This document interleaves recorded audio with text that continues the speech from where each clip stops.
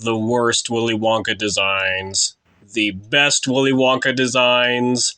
I'm having fun with this series, I will admit that, but how should I continue it? What other broad category can I cover? Oh. Oh. I know. The scariest Willy Wonka designs. Willy Wonka is a character known for having a particularly horrific edge, whether it be the evilness of 1971 Wonka or the more subtle unnerve that a lot of other Wonkas possess. Mr. Wonka has always been a spooky character. However, for such a defining character trait, which Wonkas are best able to pull it off? What are the scariest versions of Willy Wonka ever made? Well, let's find out.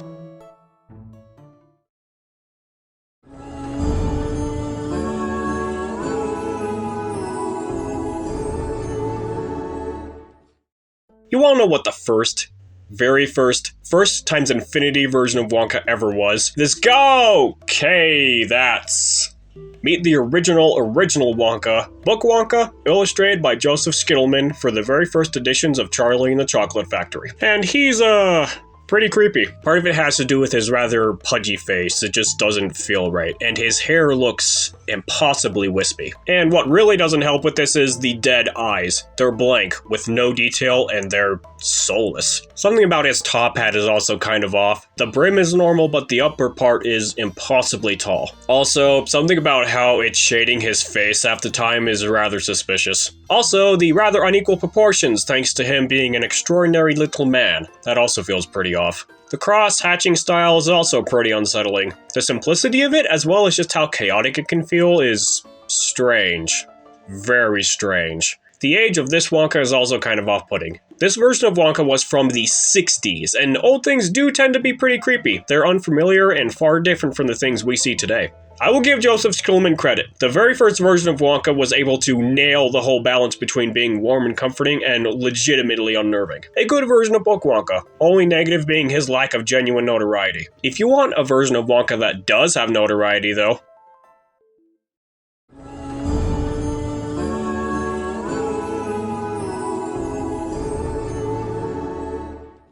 the version of Wonka that started the Wonka horror trend. The one that has spawned many horror parodies. The one who has joked about how terrifying he is constantly. Of course 1971 Wonka would make it onto the list. But why is his design scary? There's just something about it by itself that's off-putting. There's the wild hair, the dark and really deep purple color of his coat. Most of this design's fear is due to subversion of expectations. It largely relies off of the context of 1971 Wonka's character being frightening. His almost concerning apathy towards the 5 children, the fact that we don't even see them at the end of the film, and that terrifying boat ride. This knowledge of 1971 Wonka's craziness makes his design just that more unsettling. The design by itself is rather unnerving, but what really makes him scary is his crazed and solitary personality. However, why isn't 1971 Wonka at the very top of the list? Well, by itself, the design does have some spookiness, but not a whole lot. This design relies off of 1971 Wonka's other attributes a little too much for the sake of spooks.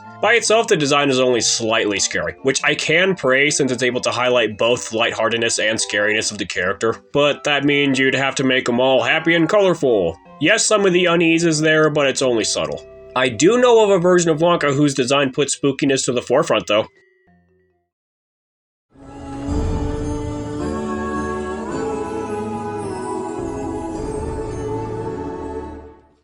This was a version of Wonka seen in the Danish production of the Charlie and the Chocolate Factory musical, and they ramped up Wonka's darker side in an actually tactful way.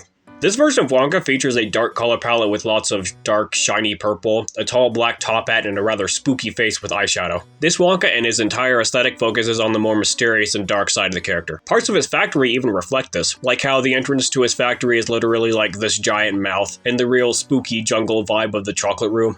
If I'm being honest, I had a tough time choosing between Danish Broadway Wonka and 1971 Wonka. Danish Broadway Wonka focuses more on being spooky, but 1971 Wonka is actually the man who more or less founded Wonka's spookiness, and focuses on a more subtle and arguably effective approach to horror. For the sake of this video, which largely revolves around the designs and not much else, I feel like Danish Broadway Wonka's design is more spooky thanks to the more direct approach to horror. Any other day I choose 1971 Wonka, but I feel like the horror in his design is a little too subtle, and relies more on the context of his evil tendencies side. This design takes a more direct approach with the horror element while also being able to feel like Willy Wonka, which I do appreciate.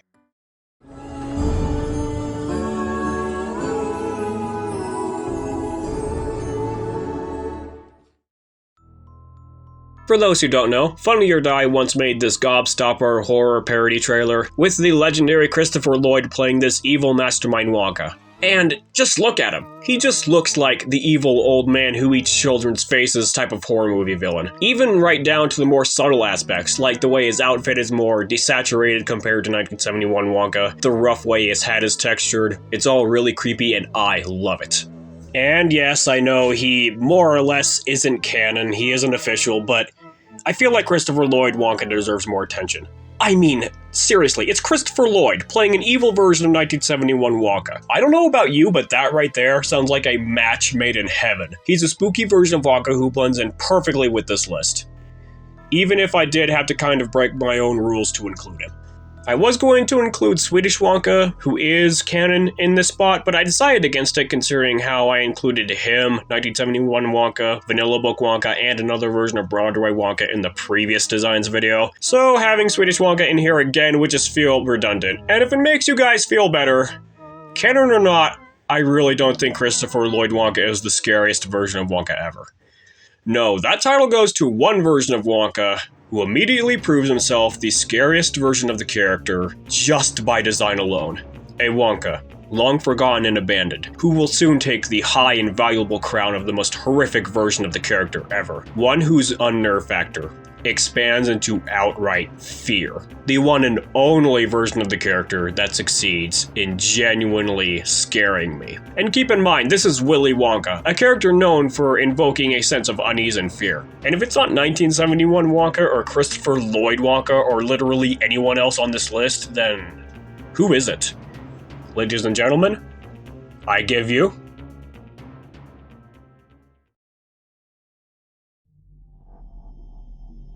Okay guys, I know I have a lot of explaining to do, but just hear me out for this one. I'm sure you're asking, what even is this version of Wonka? How is a stupid Nestle food mascot able to be the scariest version of a character who is known for having a scary aura? Well, part of the answer has to do with the media style that the Nestle UK mascot was born onto. Nestle UK hired Passion Pictures and Ruse & Partners to produce the visual advertising for the Wonka brand in the UK during the early 2000s, using Lightwave 3D animation software to produce these early CGI visuals. And it makes UK Wonka look and feel absolutely horrifying. The way everything about him is exaggerated, the bugged out doll eyes, the really strange looking hair, the very unsettling smile, the stiff and robotic way he moves in the commercials, the way his mouth is only barely able to sync with what he's actually saying, the way his silly and friendly voice seriously does not match with how threatening his overall appearance is. And this isn't even mentioning the equally frightening other aspect about this Wonka that drives his fear factor. Lost media. Most of UK Wonka's antics and advertising are lost to time, forever lost to the digital ether, where we will never be able to see or experience them again. For example, they had Wonka.co.uk website games, all of which not only featured the same terrifying 3D visuals, but are also lost forever, thanks to the cumbersome ways they store data. Never will we ever be able to see what the games looked like, experience how they played, listen to what their soundtracks could have sounded like. They're gone in the abyss, with only very minor documentation about their mere existence, let alone the fine details. Huge chunks of UK Wonka's website are lost. We don't know much about what Wonka.co.uk had to offer, or what some of the candies or Wonka bar wrappers could have looked like, or what most of the commercials or promotional bumpers were like. Most of it is lost forever. And what little evidence we do have is very hard to come across, with old articles that you seriously need to go out of your way to find, and old data files that need to be decoded and decompiled like some kind of crazy horror ARG. Maybe. Somewhere out there.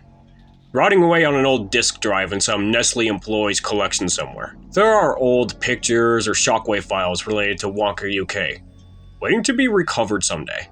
The best way I can describe Nestle UK Wonka is the pinnacle of Wonka branded horror. I know it sounds extremely stupid to have some niche food mascot at the top of a list like this, but hey, in the wild world of Wonka, surprises await you at every corner. Because of his terrifying design and his mysterious and lost lore, Nestle UK's Wonka mascot is the scariest version of Willy Wonka ever.